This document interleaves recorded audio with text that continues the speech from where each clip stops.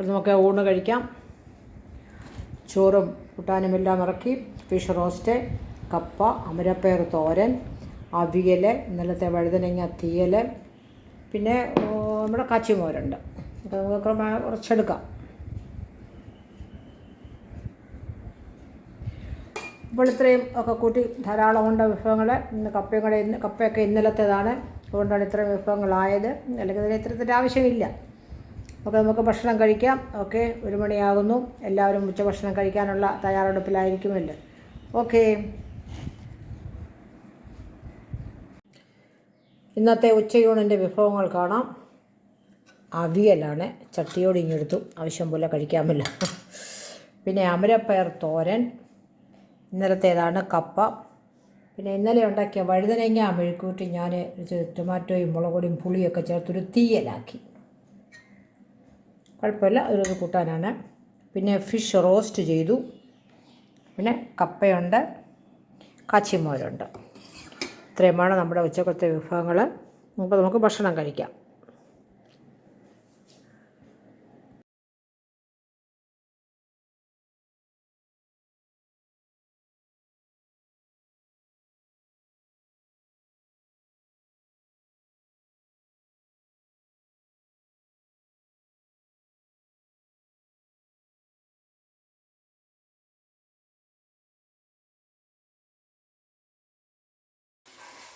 ഇന്ന് ഉച്ചക്കത്തെ ഊണിൻ്റെ കൂടെ നമുക്ക് 2 ഫിഷ് റോസ്റ്റ് ചെയ്യാം.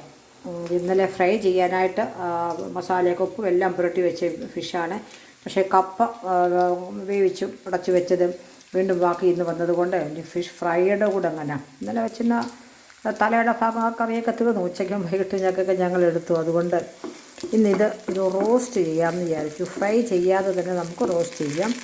ഇഞ്ചി, വെളുത്തുള്ളി, പച്ചമുളക് കീറിയത്, ഒരു പകുതി സവാള, ഇത്രയും. ഒരുപാട് വഴന്നു പോകണ്ട, എന്നാലൊരിതം ആയിട്ടുണ്ട്. ഇതിനകത്ത് നമുക്ക് തക്കാളിയും കൂടെ ചേർക്കാം.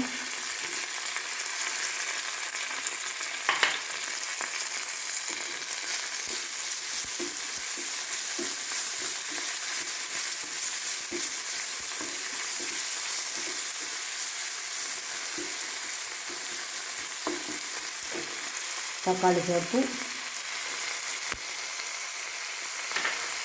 പിന്നെ കുറച്ച് മസാല പുരട്ടിയ ഫിഷാണ് എങ്കിലും 1 ടേബിൾ സ്പൂൺ മുളക് പൊടിയും 1/2 ടേബിൾ സ്പൂൺ മല്ലിപ്പൊടി, പിന്നെ മഞ്ഞൾപ്പൊടി, ഉലുവ, കുരുമുളക് പൊടി ഇതെല്ലാം കൂടെ മിക്സ് ചെയ്ത് വെച്ചിരിക്കുന്നതാണ്. അതും കൂടെ നമുക്ക് ചേർക്കാം.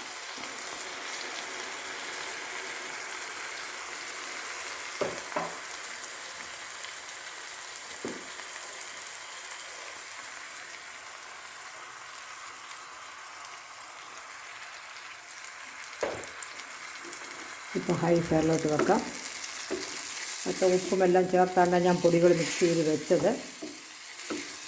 ഒന്ന് തിളയ്ക്കട്ടെ.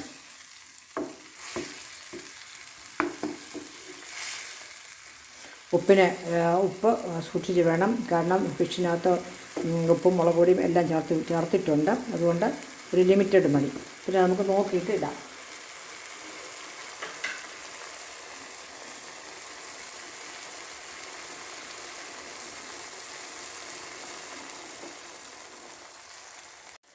പുളിക്ക് വേണ്ടി ഞാൻ അല്പം കുടംപുളിയാണ് ചേർക്കുന്നത്. ഒരുപാട് പുളി വേണ്ട. എന്നൊരു വിനാഗിരി അല്ലെങ്കിൽ സാധാരണ പുളി ഏതെങ്കിലും ഒന്ന് ചേർക്കാം. ഞാൻ കുടംപുളിയാണ് ചേർക്കുന്നത്. അപ്പം മീനിൽ നല്ലതുപോലെ ഈ പുളിയൊക്കെ ചേർന്നിരിക്കും.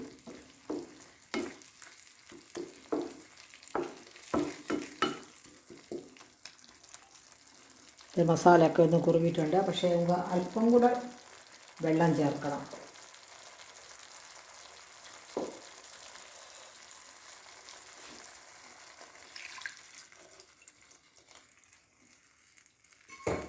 കാരണം ഈ ഗ്രേവി മുഴുവൻ ഏറെക്കുറെ ഈ ഫിഷിൽ ചേർന്നിരിക്കണം, എങ്കിലേ ഈ റോസ്റ്റിൻ്റെ ഒരു ടേസ്റ്റ് കിട്ടത്തുള്ളൂ.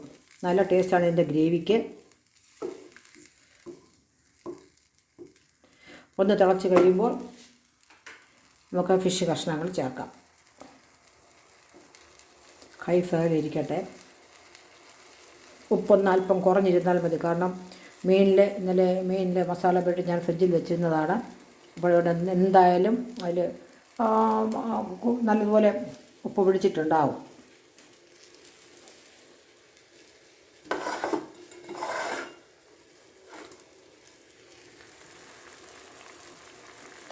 തിളയ്ക്കുന്നു.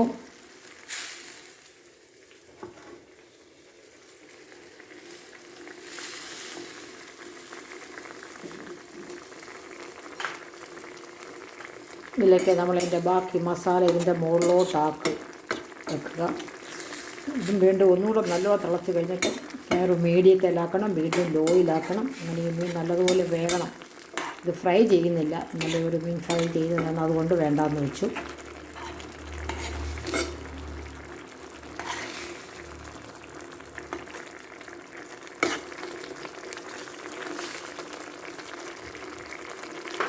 അപ്പോൾ ഇതിപ്പോൾ ഒരു ഹൈ ഫയറിലാണിരിക്കുന്നത്. ഇനി നമുക്കിതിനെ ഒരു മീഡിയം ഫയറിലോട്ടാക്കാം.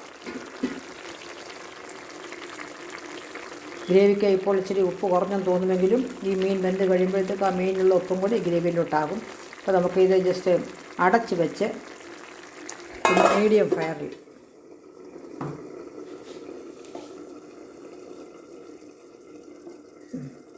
ഇരിക്കട്ടെ. ഇനി വെന്ത് ചാറൊക്കെ കുറുകി ഒരു 1-2 പ്രാവശ്യം ഇളക്കി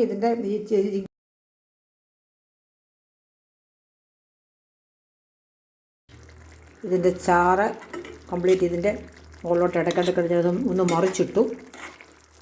ഇനി ഈ ഭാഗം നല്ലതുപോലെ ഒന്ന് വേകട്ടെ. ചാറ് വെന്ത് പറ്റണം.